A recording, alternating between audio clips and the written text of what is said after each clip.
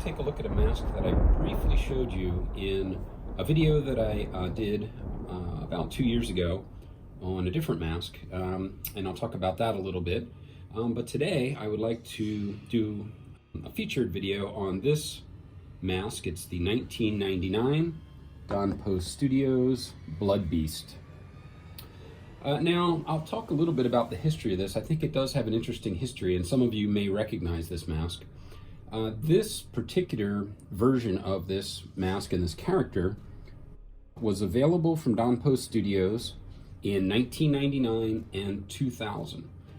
Now, this mask, called the Blood Beast, was featured in those two catalogs as part of a lineup that they called Bloody Horror. Now let me take a look here at the 1999 catalog. This is the first introduction of this character. This is a catalog photo from Pete's great website, his great archive of mask catalogs at the Devil's Workshop. Thank you, Pete. Now this mask you can see here was featured as a part of a lineup that focused on gore. They were really going full in on the gore in 1999, and they created an entire lineup and called it the Bloody Horror line. Now here's a 2000 catalog photo of the same lineup, and you'll see that they added a character that's really kind of a nice character called Bloodshot in that year. So this mask was actually, as many of you may know, a reissue of a very popular character from Don Post Studios called Jukebox. And this is actually the second version of 3 versions of Jukebox that they released at Don Post Studios. The first version of Jukebox was, all versions were based on the same sculpt by Bill Malone. The very legendary Bill Malone sculpted this, and the first version was featured from 1985 through 1991 in Don Post Studios lineup. And let me show you here a 1989 catalog page showing both the standard version and the glow in the dark version. They issued the glow in the dark version as well as the painted version for many years. They took a break from the glow in the dark version for a couple of those years, but most of the time it was offered in both versions. Now the second version is this one, of course, as I mentioned. It's a repainted version of the same sculpt, but this one was manufactured in China, which I'll talk about in just a few minutes. And then there's a third version, and that's the one that I featured in a previous video. And that one was issued in 2011 and 2012. And that again was then called Jukebox, and that was part of Don Post Studios' Back from the Grave series. Now I'll show you a catalog photo here from 2011 featuring a couple of other previous designs that they were reissuing at that time. Now this Blood Beast mask, as I said, it's the same sculpt throughout its life as the Jukebox sculpt, but this one was produced in, as I said, in China. So it does suffer from some of the issues that you'll generally find on the masks made in China. Particularly the thinness of the mask generally was very thin on a lot of the masks made in China, and that'll say made in China right here, as you can see. This is extremely thin, and so of course, as they all do when they're that thin, they lose a lot of the sculptural detail that you'll find if a mask is cast in a thicker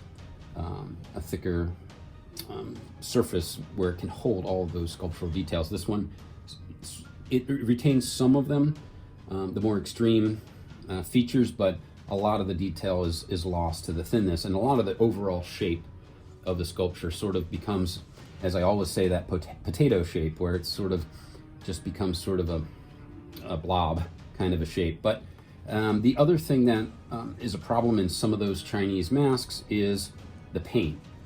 It's not done particularly with care. This one is cast in a flesh-colored natural latex.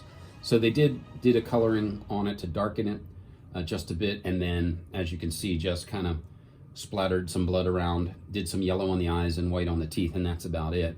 Not particularly carefully done. But I find that I guess the character and the history makes it sort of a neat mask to have in your collection. Getting a little bit harder to find these.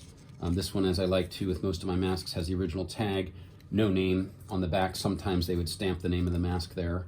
That tag doesn't have that.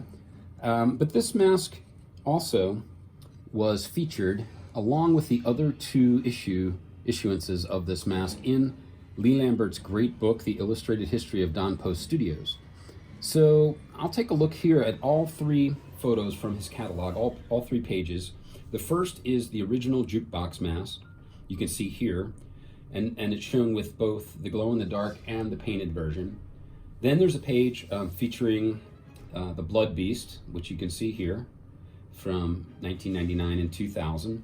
And then the Back from the Grave version of Jukebox is also featured here on this page. So he added all 3 versions of this mask into his book, and I thought that was kind of cool. Now, one thing I wanted to point out is sort of a mystery. I've tried to research this. I've tried to ask people. People have a couple theories, but you know, it's very hard to prove. I find it kind of weird and interesting. So, as I said, it's the same sculpt. I'll bring Jukebox back in here. It's the same sculpt on all the Jukebox versions from Bill Malone.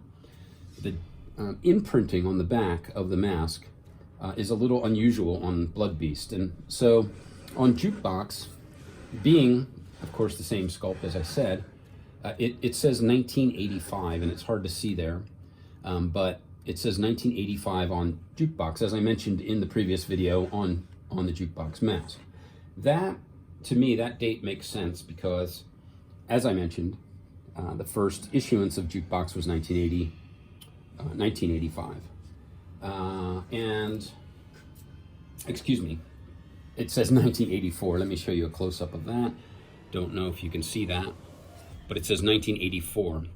So as I said, that would make sense because it was first seen in the 1985 catalog. And so having been sculpted a year before would make sense.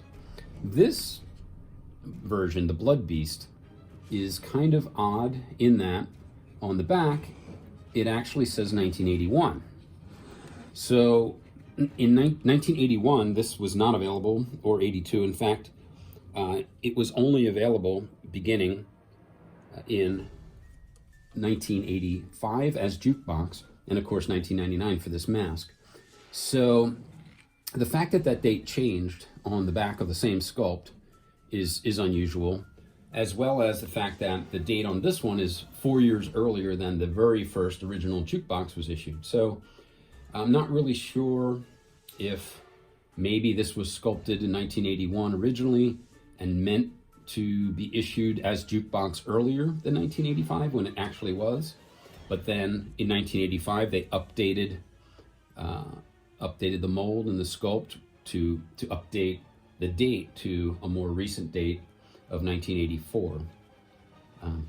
I have no idea, but as I said, this one has a 1981 date on it, which is 4 years earlier than the very first issuing of Jukebox. So it's kind of a mystery. I don't know exactly why. There's thoughts on it, and that's my thought, is that it was sculpted earlier and was never issued until 1985 when they changed the date to 1984 as they were preparing the molds and things like that. But anyway, that's a little bit of an interesting mystery with this one. And as I said, it's not necessarily the best version of the 3, but it is interesting. It only ran for 2 years, and it's good to have in your collection if you sort of want to have a complete story on this Jukebox sculpt. So again, that is the 1999 Don Post Studios Blood Beast. As always, thanks for watching, guys, and we'll see you next time.